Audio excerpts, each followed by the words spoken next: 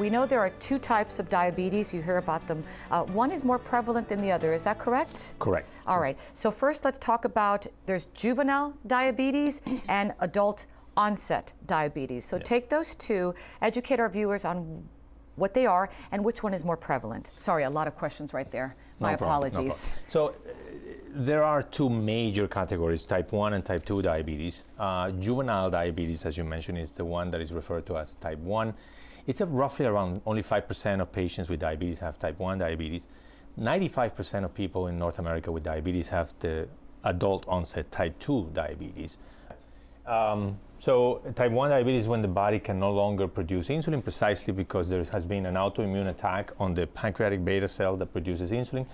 Type 2 diabetes, body still produces insulin, just not enough, and it depends, it's a relative insufficiency depending on whether the person is obese or lifestyle, etc. Long term, many patients with type 2 diabetes do end up requiring insulin anyway.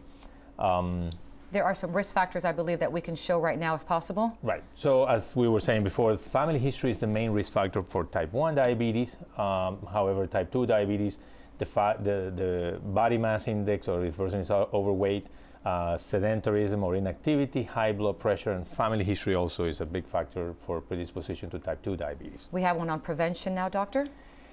There's no way to prevent type 1 diabetes, even though there have been many efforts to try to find a way to prevent type 1. There's none. For type 2, healthy lifestyle, I think we will be touching on that a lot. We will. And I believe the last one is treatment, doctor.